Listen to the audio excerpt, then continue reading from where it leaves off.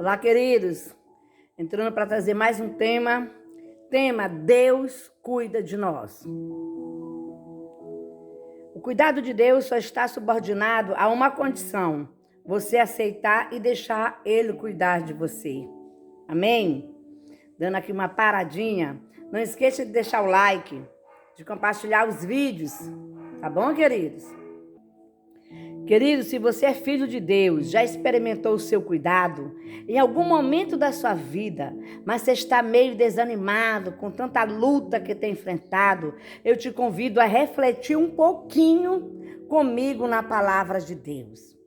Quem experimentou o cuidado de Deus? O cuidado de Deus com os seus filhos vem desde a criação do mundo. Ele cuidava de Adão e Eva no jardim do Éden, enquanto eles aceitaram ser cuidado por Ele. Gênesis 2, 15 a 17.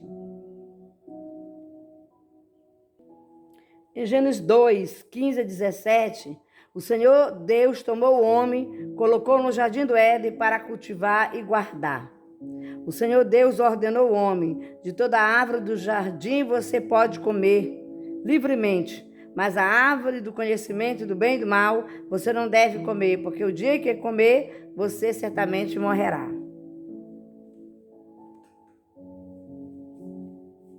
Todo o livro de Êxodo mostra o cuidado de Deus para com seu povo. Ele preparou um libertador para o povo de Israel e também os guardou, além de instruir, capacitar esse libertador. No tempo determinado por Moisés, foi enviado para libertar o seu povo, e os egípcios sofreram com 10 pragas causa deles. Cuidou do povo de Israel no deserto, apesar de sua rebeldia e murmuração. Enviou o maná e as codornizes para alimentar o seu povo. Fez maná, água da rocha, brotar, e sarou as águas amargas para saciar a sede daquele povo. Preparou uma coluna de nuvem para proteger o povo do sol durante o dia, e uma coluna de fogo para iluminar e aquecer o povo durante a noite. Olha que cuidado do Pai pelos seus filhos. Os profetas também experimentaram o cuidado de Deus. Tirou Jonas do ventre do grande peixe, e depois que ele anunciou sua palavra, ainda recebeu o refrigério da sombra de uma arvoreira. A arvoreira tinha um outro propósito na vida de Jonas, mas falaremos no momento depois.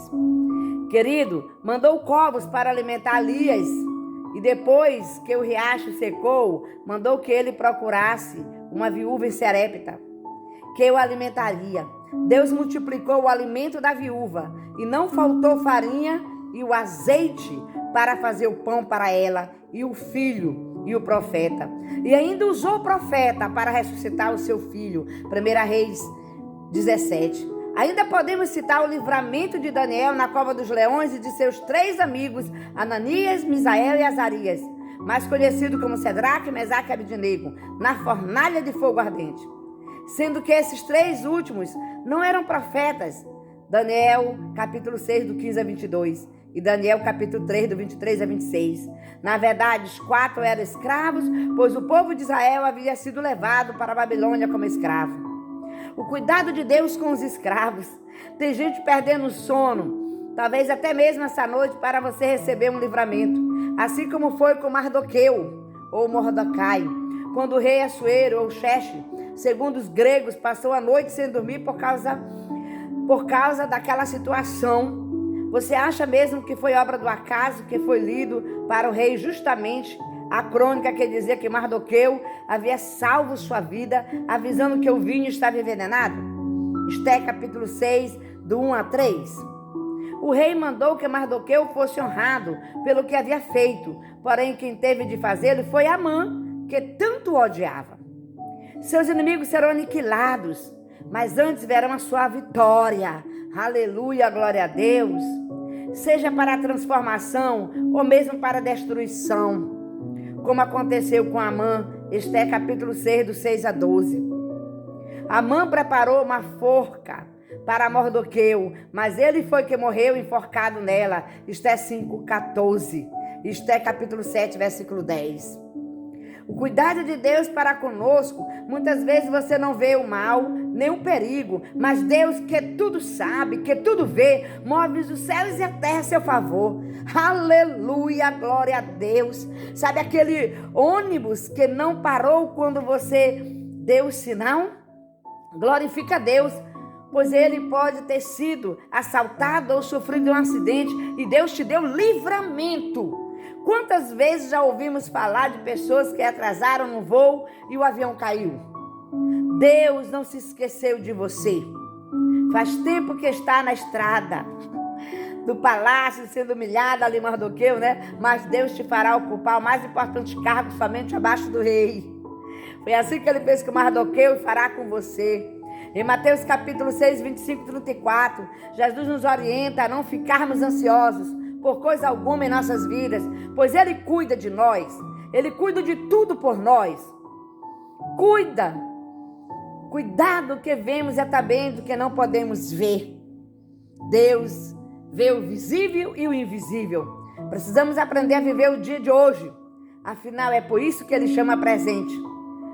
Por maior que seja seu arrependimento com relação ao passado, não há como mudá-lo. Só há uma maneira de ter uma manhã diferente. É tomar hoje um dia muito especial. É buscar em primeiro lugar o reino de Deus e essa justiça, e tudo será acrescentado. Ei, Deus te ama, está no controle da tua vida. Você tem falado, Deus não cuida de mim porque você está passando por esta prova, porque você está na fornalha, porque você está no deserto. Em todas essas circunstâncias, Deus foi presente e está presente na tua história. Amém? Porque Ele te ama. Shalom Adonai.